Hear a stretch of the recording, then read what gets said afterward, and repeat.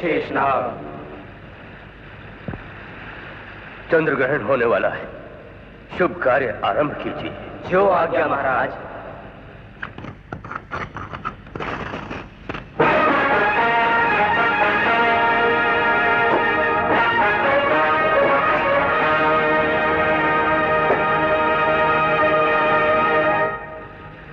चंद्र ग्रहण आरंभ हो चुका है, चलिए मेरे साथ। जी।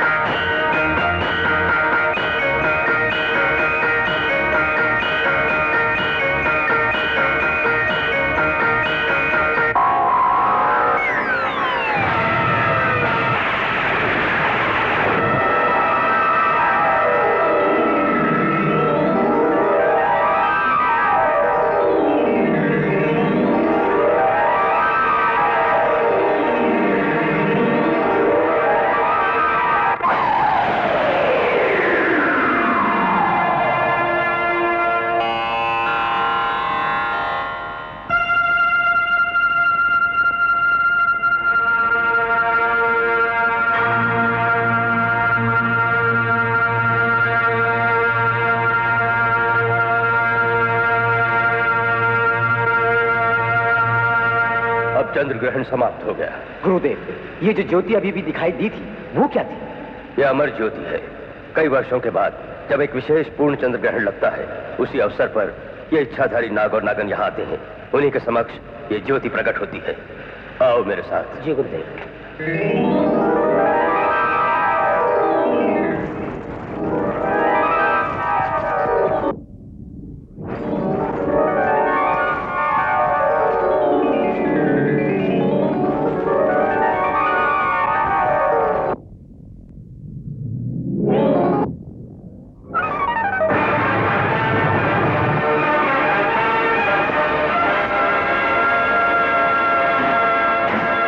हर बार की तरह इस बार भी शेष नाग की इच्छा से इच्छाधारी नाग नागिन ने तुम्हें यह अपार धनराशि प्रदान की है, ताकि तुम इसे गरीबों के उद्धार और लोक कल्याण में खर्च करो। हम तीनों बाप दादा के समय से यही कार्य पूर्ण निष्ठा के साथ करते आ रहे हैं। अब हमें दोबारा कब आना चाहिए गुरुदेव?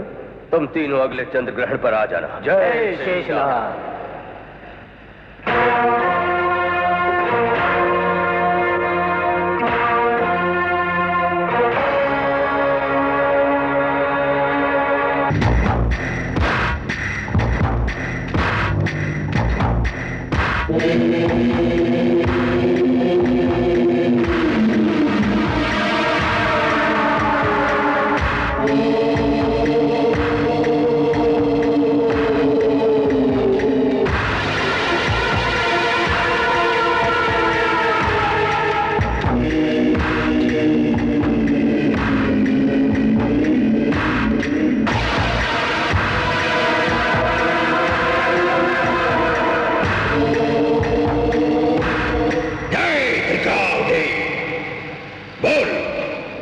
तुझे मेरी खुशी चाहिए या मेरी लाश? आज तू मेरे बरसों की भक्ति की लाज रखेगा या अपने भगत को मौत देगा? बोल।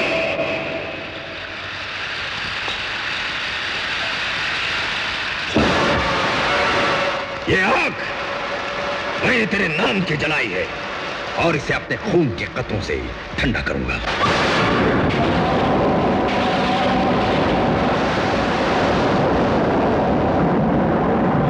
तूने हमेशा मेरी बलि की लाज रखी है, मेरी इच्छाओं को पूरी की है। आज भी मेरी इच्छा पूरी कर दे। दोनों नाग और नागिन को मेरे हवाले कर दे ताकि मैं इस धरती का सबसे शक्तिशाली इंसान बन जाऊं।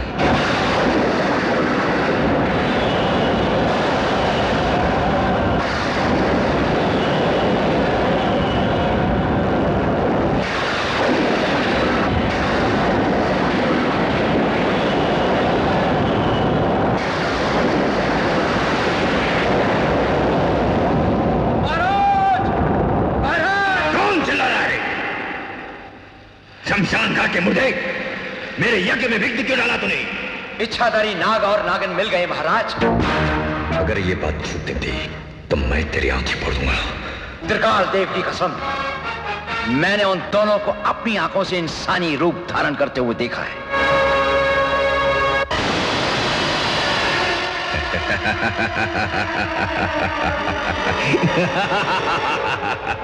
जय त्रिकाल देव, तूने मेरी प्रार्थना सुन ली। अब मैं उन दोनों को अपने वश में कर लूंगा। इच्छाधारी नाग और नागिन तो बड़े जहरीले होते हैं महाराज। तुम लोगों ने अघोरी की शक्ति को पहचाना नहीं। इस दुनिया में इंसान की सृष्टि भगवान ने की है, लेकिन अघोरी की सृष्टि शैतान ने की है। 1000 शमशान घाट में जलाकर एक राख तैयार किया गया। उस राख को 1000 चिपकलियों के खून में खोलकर एक पुतला तैयार किया गया और उस पुतले को मगरमच्छ के खाल से ढक दिया गया और उसके हाथों और पांवों में उंगलियों की जगह बिच्छू के डंक लगा दिए गए और उसके बाद अघोरी पैदा हुआ। जगो।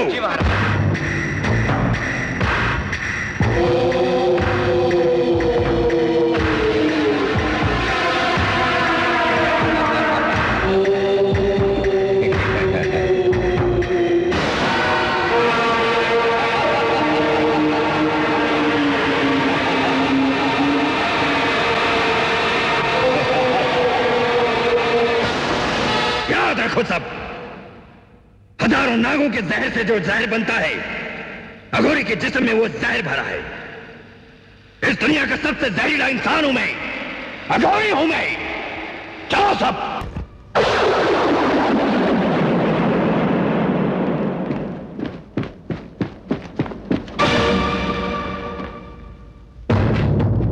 शमशान घाट के मुर्दों, अपने चिता के जलने का इंतजार कर रहे हो?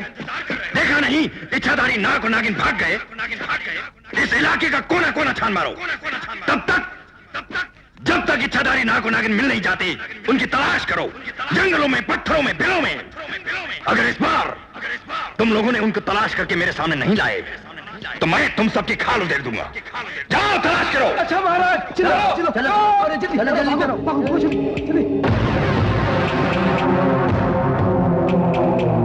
जय त्रिकाल देव। अरे ये तुम लोग सांप पकड़ के उसे सुखा रहे हो? ऐसे क्यों करते हो तुम लोग? अरे भाग जा, वरना ये सांप तुझे काट लेंगे। नहीं, ये मुझे नहीं काटेंगे। ये बाबा भोलेनाथ के भक्त हैं और मैं भी बाबा भोलेनाथ का भक्त हूँ। तुम सब लोग ऐसा पाप मत करो और बन जाओ बाबा भोलेनाथ के भक्त। ओ भाई, हम तो सिर्फ पैसे के भगत हैं, पैसे के। तो तुम इन्हें बेच डालोगे? नहीं, हम सांप नहीं बेचते। सांप बेचने से पैसे कम मिलते हैं। हम उनकी चमड़ी निकाल कर बेचेंगे तो पैसे ज्यादा मिलेंगे। ये देखो। छी छी छी छी। अगर तुम्हारे बदन से कोई तुम्हारी चमड़ी उधेड़ डाले तो तुम्हें कैसा लगेगा? अबे ओ, चला जा यहाँ से, वरना इनके साथ साथ तेरी भी चमड़ी सूखने के लिए डाल दूंगा। तुमने मुझे डांटा? मैं भी तुम्हारी शिकायत करूंगा। तुम सबकी शिकायत करूंगा, फिर देखना क्या होता है। हाँ? अरे ये उल्लू का पट्टा किससे हमारी शिकायत करेगा?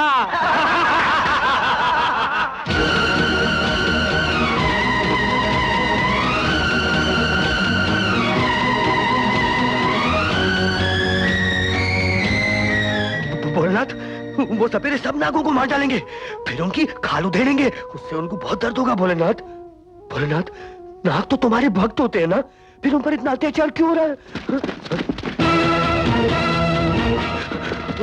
सुना भोलेनाथ, मैं तुम्हारे भक्तों को बचाने जाता हूँ, तुम फिक्र मत करो, मैं हूं ना, मैं हूं।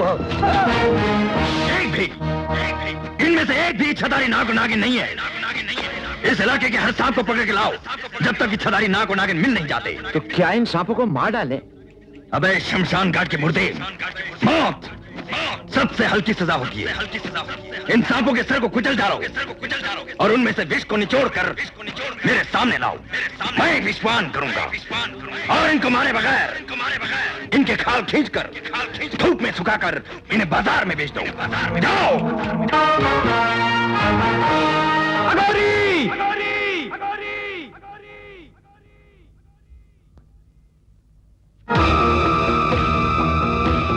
कौन है तू?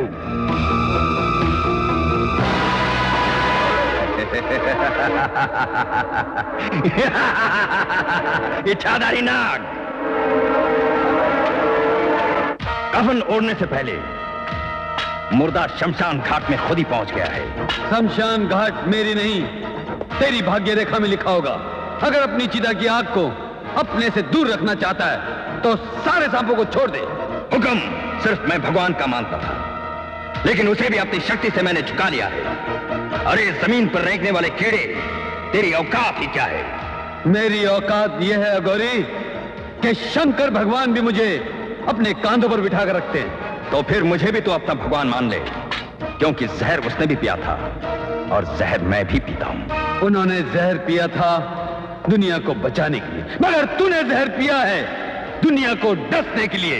सच कहा तूने। मैं जहर पीता हूं इंसानों को डसने के लिए, मगर तुझे नहीं डसूंगा। तुझे पिटारी में बंद करके रखूंगा।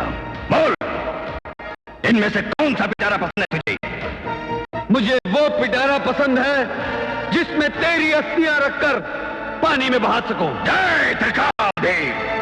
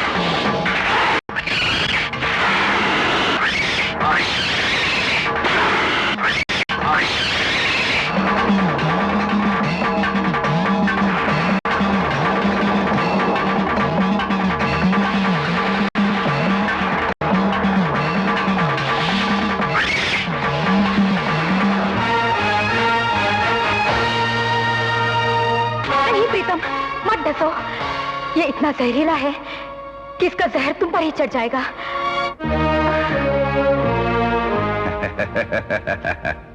क्यों शमशान घाट के मुर्दे, अपने चिता से भाग गया तू? ये मत भूल अघोरी कि सांप का जहर सिर्फ उसके दांतों में ही नहीं बल्कि उसकी फूंकार में भी होता है।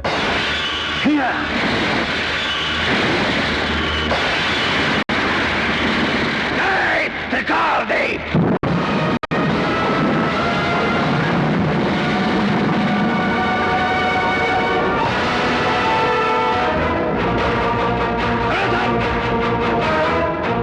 शमशान घाट के मुर्दों, इच्छाधारी नाग और नागिन अदृश्य हो गए हैं। नागिन जख्मी हो चुके हैं। जाओ उनको ढूंढ कर लाओ, जाओ।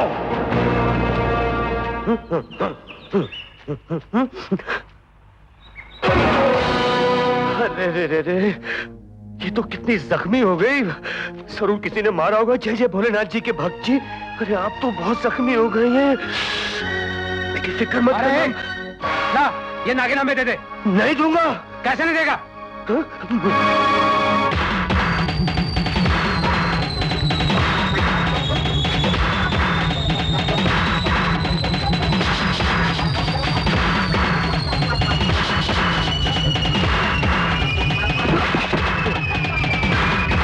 कभी नहीं दूंगा।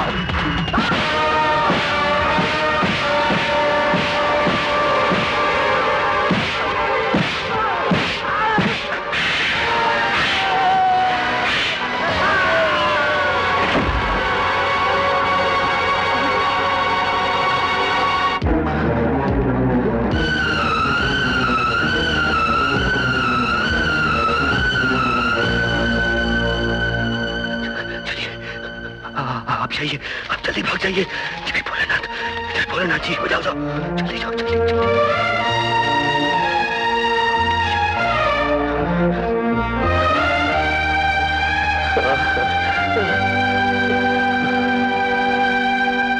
नहीं, शमशान घाट में सिर्फ 3 नहीं 4 चिताएं जलेंगी। जिस कुत्ते के पिल्ले ने नागिन को बचाया है, सबसे पहले उसकी चिता जलेगी। अब मैं देखना चाहता हूं कि नाग और नागिन अघोरी के चुंगल से कैसे बचते हैं। चलो!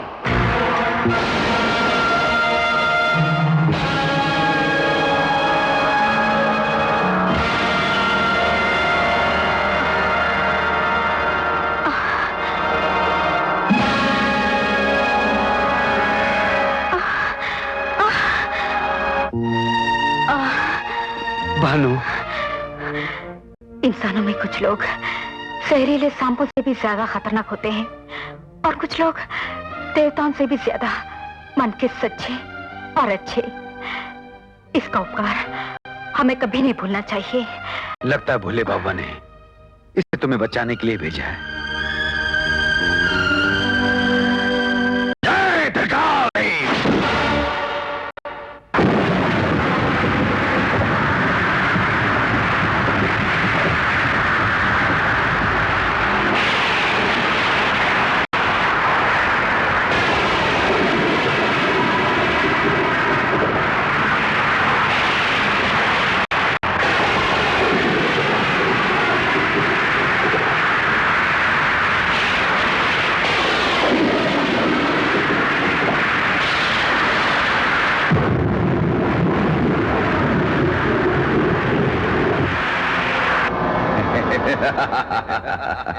इस त्रिशूल से खींची हुई रेखा इच्छाधारी नाग और नागिन की मौत की रेखा बन जाएगी।